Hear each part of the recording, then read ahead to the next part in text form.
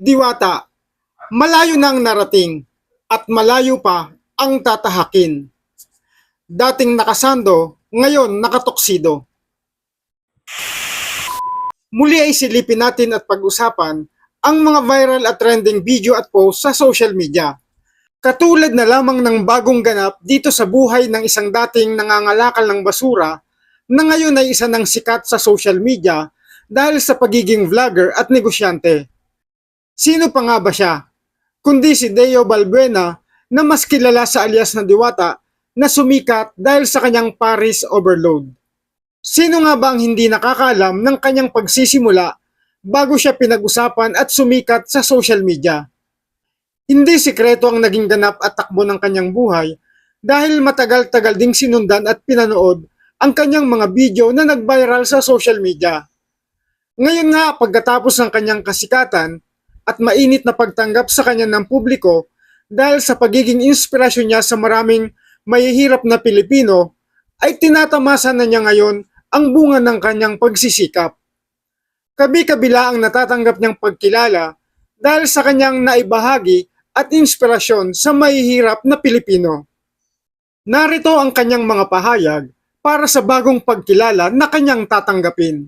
Tayo ngayon dahil nandito tayo sa Ayala Mall kung saan tayo magpipictorial at pagkatapos natin dito, mamit natin ang Quezon City Hall, mga councilor at si Mayor Belmonte. Tatanggap tayo ng appreciation award, kaya kailangan ng formal attire. Kaya naman bumili talaga ako ng formal attire na outfit. Kaya ganito ang outfit natin, di ba ganda po?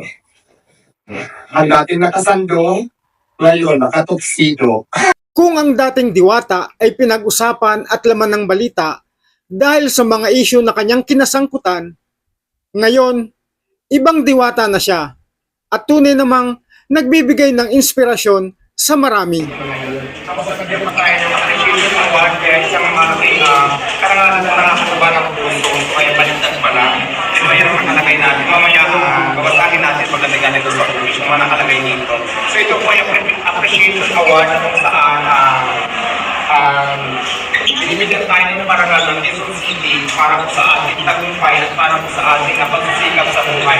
Kaya hindi na tayo sa karamihan na hindi ko ang kaganapan para hindi na tayo matagumpay sa buhay. Hindi po nakita ng Quezon City Hall at maraming salamat po na nabigyan ako ng ganitong klaseng appreciation award. Kaya naman, shout out Quezon City Hall.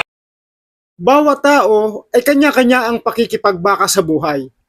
Iba-iba ang nakatakdang kapalaran. Subalit, ang ikapagtatagumpay at ikaaayos ng ating buhay ay kung paano tayo kikilos at magsisikap. Hindi man natin maabot ang katanyagang nakamit ni Diwata, subalit, maaring magbago ang buhay natin base sa ating diskarte at pagsisikap. Dahil sa bawat pagpupunyagi ay maaring makamit anuman ang ating mithi. Paki-share and like po ng video na ito at lagi nating paalala, lagi nating piliin na maging isang mabuting tao upang ang buhay ay mapanuto. Muli, maraming salamat po. Ang inyong suporta, ang aking inspirasyon.